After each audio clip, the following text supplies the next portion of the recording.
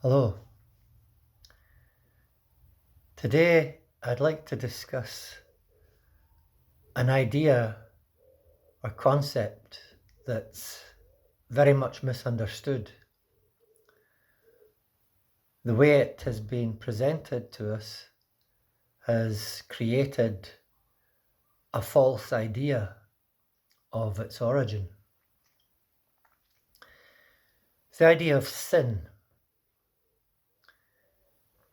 When I say the word sin, it could be useful to consider what's the first thing that occurs to you, because that'll be useful in your self-study. But the real meaning of sin actually comes from an archery term, of all things. And when one hit the bullseye, the mark, sometimes referred to as, then one was in the kingdom of heaven, the state of being conscious in the moment.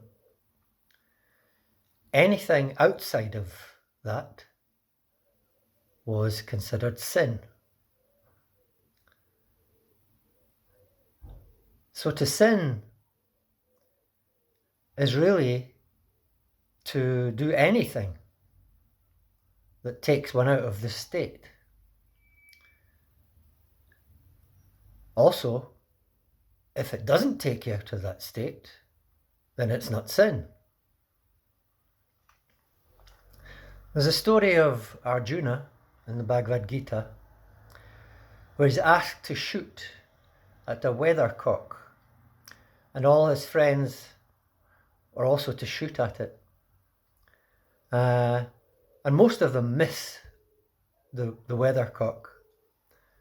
And Arjuna hits it. And when they're asked what they thought of, some of them say, well, I shot at the body of the weathercock. Others say I shot at the head of the weathercock. And Arjuna says, I. Bit symbolic. In other words, he focused at the very center of the eye.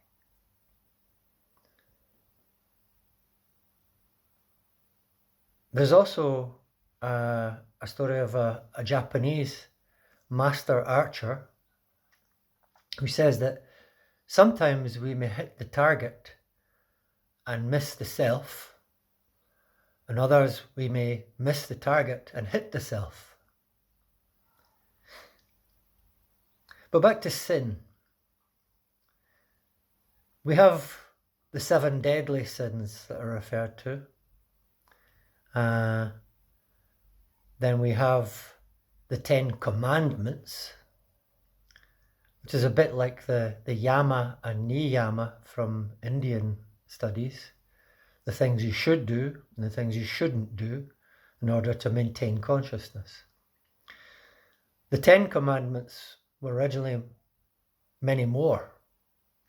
We have a way of simplifying things, bringing them to a larger audience. They become simpler. And those original larger group of commandments were taken from an even larger group of commandments from the Egyptian Book of the Dead. And the Egyptians, as you probably know, were a culture who were very much focused on studying the inner worlds and working towards consciousness. So by hitting the mark, remaining conscious in the moment, or as it's sometimes called, being in the kingdom of heaven, by doing this for a longer period of time, there arises a new morality. And that's a morality that's based from your own heart and not from what you've been taught from outside. My own father,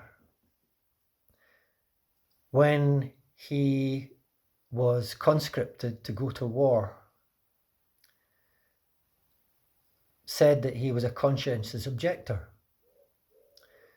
And he had to go up in front of a board of different officials who were to analyse his suitability for going to war. And they told him that he had no history of church attendance, regular church attendance. And my father pointed out to him, he said, no, you got it wrong. It's against my conscience, to work towards killing another human being. And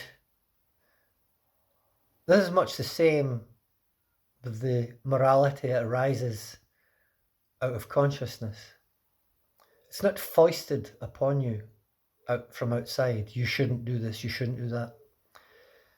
But becomes the most natural thing when you are deeply in contact with your own self. You empathize and wouldn't wish to cause suffering for any living being.